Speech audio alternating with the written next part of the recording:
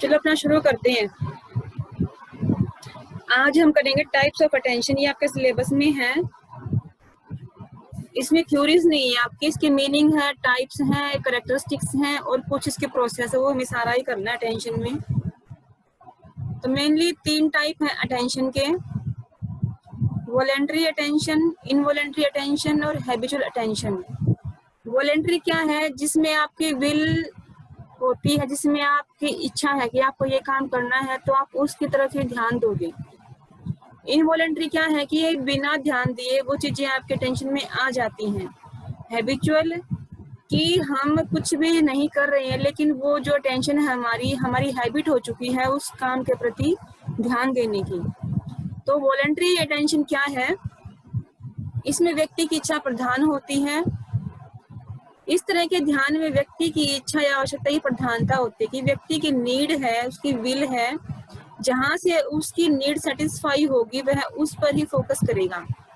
जब व्यक्ति अपनी इच्छा या आवश्यकता अनुसार किसी वस्तु या उद्दीपक पर अन्य वस्तुओं या उद्दीपकों में से चुनकर ध्यान देता है तो इसे ऐच्छिक ध्यान की संज्ञा दी जाती है। यानी कि उसके पास बहुत सारे स्टिमुलस हैं, उद्दीपक हैं, लेकिन वो सबको छोड़कर जिस स्टिमुलस से उसकी नीड सेटिस्फाई हो रही है वो उसी पर ध्यान देगा।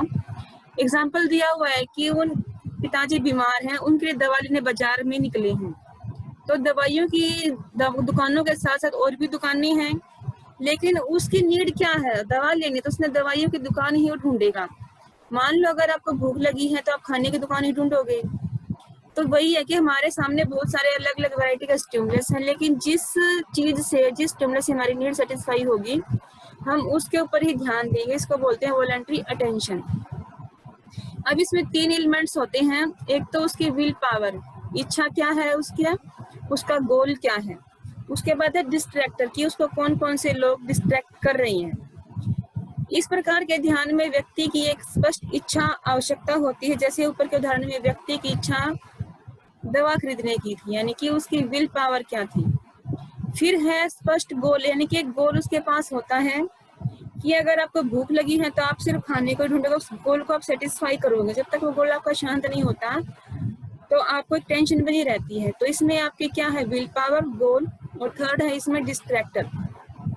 ऐच्छिक ध्यान में चूंकि व्यक्ति की इच्छा या आवश्यकता की प्रधानता होती है, अतः बाधक वस्तुएं या विकर्षक होने के बावजूद भी व्यक्ति प्रयास करके उस वस्तु विशेष की ओर ध्यान देता है। यानी कि जैसे उस व्यक्ति को दवाई लेनी है, लेकिन दवाई लेने के लिए वो गया है तो रास्ते में उसको अलग अलग तरह के स्टिमुलस दिखाई देंगे। कहीं कोई सॉन्ग बज रहा होगा, कहीं कोई डांस कर रहा होगा, कोई बारात जा रही होगी, लेकिन वो उनकी तरफ ध्यान ना देकर अपने गोल को ही फोकस करेगा कि उसको सिर्फ दवा ही लेनी है। तो इन दोनों के बीच में डिस्ट्रैक्टर भी आते हैं, यानी कि जो उसको गोल तक पहुंचने के लिए रोकते हैं। लेकिन अगर उसका गोल और उसकी इच्छा हाईली है, अगर नीड उसको शांत करनी है तो वो अपने गोल को अचीव करेगा। नेक्स्ट है आपका इनवॉलेंट्री अटेंशन, यानी कि अनैच्छिक ध्यान। इसमें आपकी कोई इच्छा नहीं होती बल्कि उत्तेजना या वस्तु के गुण की प्रधानता होती है। मान लीजिए आपको भूख नहीं है, लेकिन आपके सामने या फिर आपकी कोई फ्रेंड ऐसा भोजन खा रही है जिससे आप उसको खाने के लालच हो उठते हो कि बिना ही हम भूख के हम उस खाने को खा लेते हैं। यानी कि उस स्टिमुलस का गुण ऐसा है जो वो आपको अपनी तरफ आकर्षित कर रहा है। व्यक्ति इस तरह के ध्यान में किसी इच्छा या आवश्यकता से प्रेरित होकर किसी वस्तु या घटना की ओर ध्यान नहीं देता, बल्कि उस वस्तु या घटना में ही कुछ ऐसे गुण होते हैं जो व्यक्ति के ध्यान को अपनी ओर खींच लेता है। फॉर एग्जाम्पल, आप अपने रूम में बैठकर किताब पढ़ रहे हो, एकाग्रता यानी कि कंसंट्रेशन से आप अपनी बुक को पढ़ रहे हो, लेकिन अचानक ही बाहर गली में कोई धमाका हो जाता है और उस धमाके की आवाज इतनी तेज होती है कि आपका जो ध्यान है उसकी तरफ अपने आप ही चला जाएगा। आप अपनी बुक बंद करके बाहर देखोगे बाहर आवाज किस चीज की आई है। यदि ये आवाज तेज होगी, जितनी इसमें तीव्रता होगी, उतनी ही जल्दी आप लोग उसकी तरफ जाओगे। और दूसरा एग्जाम्पल ये बताया गया है कि जैसे लाइट से होती हैं, कुछ लाइटें लो बीम में होंगी लेकिन कुछ लाइटें ऐसी जो लाइट हाई निकलेगी। तो जिन बल्बों में तेज रोशनी होगी उनमें मूवमेंट हमें ज्यादा दिखाई देती है और हमारा ध्यान हाई लाइट वाले बल्ब की तरफ ही जाता है। यानी कि इसमें कहने का मतलब ये है कि इसमें व्यक्ति की कोई इच्छा नहीं होती, लेकिन स्टिमुलस की एक इंटेंसिटी होती है, उसका कुछ गुण होता है जो आपको अपनी तरफ आकर्षित करता है, तो हमारा ध्यान इनवॉलेंटरी उस स्टिमुलस पर चला जाता है। अनैच्छिक ध्यान में इस तरह से हम देखते हैं कि व्यक्ति की न इच्छा होती है और न ही उसके सामने कोई स्पष्ट गोल होता है।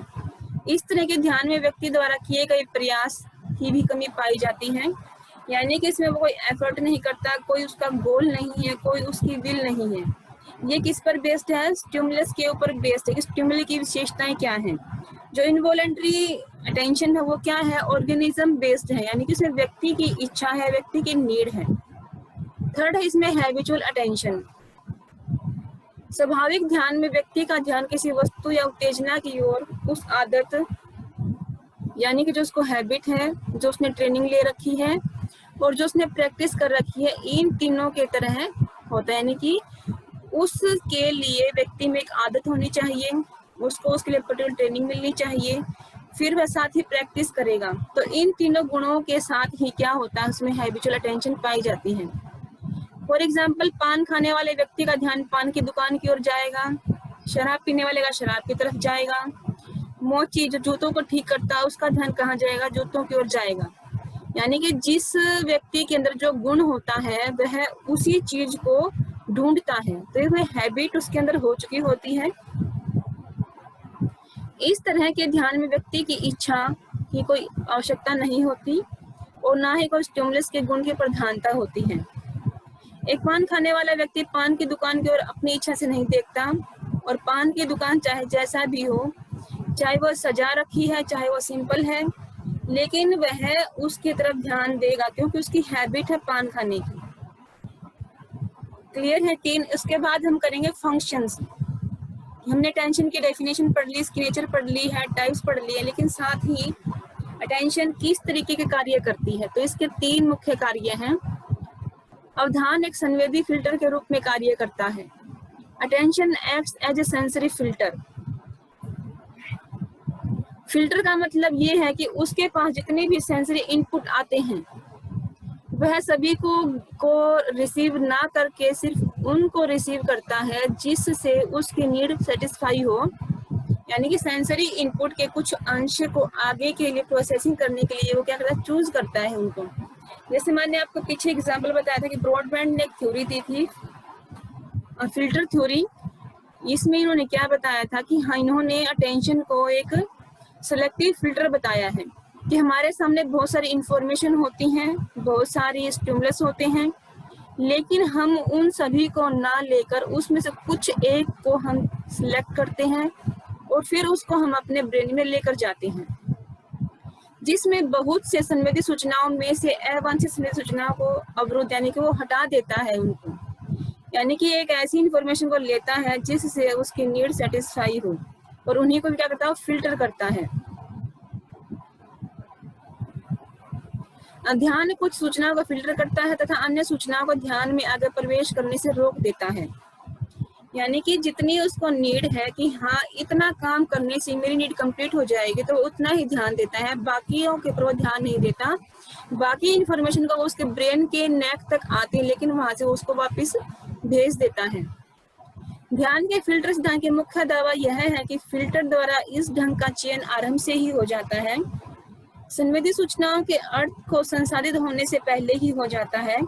यानी कि जितनी इंफॉर्मेशन उसके पास आएंगी वह उससे पहले उनको ग्रहण कर लेगा कि हाँ इतनी इंफॉर्मेशन से मेरी नीड सेटिस्फाई हो रही है।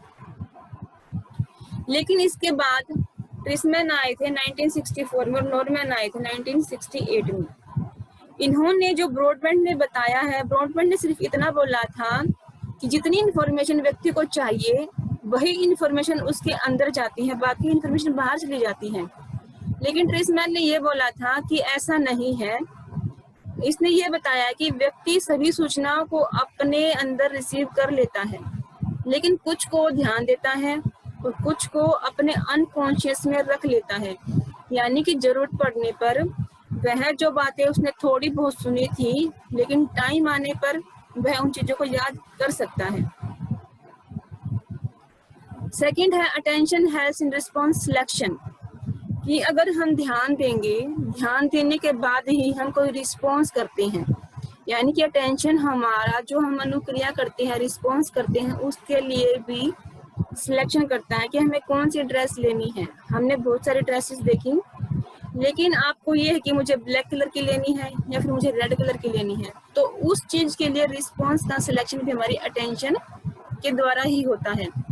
ट्रिपर और ड्राइवर ने 1988 में कुछ स्टडीज की थी और इसमें ये बताया था कि अवधान में व्यक्ति कई उपस्थित उद्दीपकों में से कुछ का चयन करके उसके प्रति रिस्पॉन्स करते हैं। और पॉन्सर ने बताया था कि इस ढंग का चयन तब अधिक होता है जब उद्दीपक परिचित होते हैं और पहली बार संसाधित हो चुके हैं। देखो, इसमें यह बताया है कि हम जो रिस्पॉन्स करते हैं उसका सिलेक्शन हमारी अटेंशन के द्वारा होता है। क्यों? क्योंकि हमें चाहिए ब्लैक कलर की ड्रेस, तो हम ब्लैक कलर को ही ढूंढेंगे, तो उसी के प्रति हम रिस्पॉन्स करेंगे, क्योंकि हमारा मनपसंद कलर ब्लैक है और हम उस कलर को जानते हैं। अगर आपको चाहिए कि मुझे इस तरह का फैब्रिक लेना है जिससे आप पहले ही जानते हो, लेकिन अगर आप शॉप पर जाते हो और वो आपको उस फैब्रिक के अलावा कोई नया फैब्रिक आपको दिखाता है, तो आप उसको नहीं लोगे। क्यों? क्योंकि जो आपकी अटेंशन है उसने पहले ही सिलेक्ट कर रखा है कि आपको किस रंग के प्रति रिस्पॉन्स करना है। थर्ड है इसमें, जो attention acts a gateway to consciousness, कि जो आपकी चेतना है, जो आपका कॉन्शियस है, एट प्रेजेंट है, उसमें किस प्रकार की इंफॉर्मेशन आपके अंदर प्रवेश करेंगी, उसके लिए भी एक काम करता है। अवधान चेतना का एक प्रवेश द्वार के रूप में कार्य करता है। कि अटेंशन क्या है, अभी आप प्रेजेंट में कॉन्शियस रूप में बैठे हो और मुझे सुन रही हो, तो आपकी कॉन्शियस क्या कर रही है, इस इंफॉर्मेशन को एंट्री के रूप में, मतलब उसको रिसीव करने के लिए आपको एंट्री के रूप में प्रेरित कर देगी, आपको इंफॉर्मेशन लेनी है। यह उन उद्दीपकों पर नियंत्रण रखता है जो चेतन में प्रवेश करने वाले होते हैं। उद्दीपक की विशेषताओं के कारण या लक्ष्य से उसके रिलेवेंस के कारण जब व्यक्ति ध्यान के लिए उसका सिलेक्शन करता है, तो व्यक्ति अन्य संभावना को निश्चित रूप से अपेक्षा कर देता है। यानी कि जितनी इंफॉर्मेशन उसको चाहिए, जहां से उसकी नीड पूरी हो रही है, सिर्फ उन्हीं को सिलेक्ट करेगा, बाकी को क्या करेगा, उनको दूर कर देगा। इस तरीके से कॉन्शियसनेस क्या है, एक पुल का काम कर रही है। यानी कि जो इंफॉर्मेशन आप सुन रहे हो और जो आपकी नीड है, वो वहां तक एक ब्रिज के रूप में उनको आपके पास तक लेकर आएगा। जो बाह्य वातावरण से चयनित उद्दीपकों को व्यक्ति के चेतन में आत्मनिष्ठ संसार में पहुंचा देता है। सब्जेक्टिव वर्ड, सब्जेक्टिव क्या है, जैसे आप लोगों के अलग अलग नीड है और आपके सामने बहुत सारे स्टिमुलस हैं, लेकिन आप सभी को ना सुनकर अलग अलग व्यक्ति अलग स्टिमुलस को ही सुनेंगे, तो क्या आपका सब्जेक्टिव वर्ल्ड है कि आपका खुद का एक संसार, कि आपको किस तरह की इंफॉर्मेशन चाहिए। किसी को स्पोर्ट्स के प्रति न्यूज चाहिए, किसी को डांस के प्रति न्यूज चाहिए, कोई करंट अफेयर्स के बारे में सुनना चाहता है, कोई ये सुनना चाहता है कि भारत में राजनीति क्या क्या कर रही है, तो ये आपका सब्जेक्टिव वर्ड है। जैसे न्यूज़पेपर है, न्यूज़पेपर में सभी इंफॉर्मेशन आती है एक साथ, लेकिन सबसे पहले हम उस खबर को पढ़ना चाह रहे हैं जहां से हमें नीड को पूरा करना है। यानी कि हमें स्पोर्ट्स में देखना है कि कौन सी टीम जीती, आईपीएल चल रही है, इंडिया में भी अलग अलग है, जैसे दिल्ली की टीम है, हरियाणा की टीम है, तो किस टीम ने जीता, किस टीम को हराया। सेकंड है कि हमारे अर्थव्यवस्था कितनी है, मुद्रास्फीति कितनी बड़ी, संचय कितना बढ़ा, दूसरा रोजगार की सूचनाएं हैं। तो ये आपका सब्जेक्टिव वर्ड है, जिस चीज के बारे में आप पढ़ना चाह रहे हो उसी चीज पर आप फोकस करेंगे। तो ये क्या है, कॉन्शियसनेस आपके लिए एक ब्रिज का काम करती है, पुल का काम करती है। और इसी के बारे में जोकोबाई ने एक स्टडी की थी और यहाँ से भी प्रूफ हो गया है कि जो सूचनाएं किसी कारण से चेतन में संचित नहीं हो पाती या चेतन में नहीं पहुंच पाती, उसका भी प्रभाव व्यक्ति के व्यवहार पर पड़ता है। इसका मतलब ये है कि इन्होंने ये बताया कि जो भी इंफॉर्मेशन है किसी कारण से हमारे कॉन्शियस में स्टोर नहीं हो पाती, और कुछ स्टोर ना होने के कारण भी व्यक्ति उन पर एक आध बार जब उसको कुछ बातें सुनाई दी जाती हैं और जब उसके सामने चीजें आते तो उसको रिकॉल करने के लिए तैयार रहता है। तो आज हम इतना ही पढ़ेंगे। अटेंशन की मैकेनिज्म है, ये इसकी प्रोसेस है, इसको हम कल करेंगे।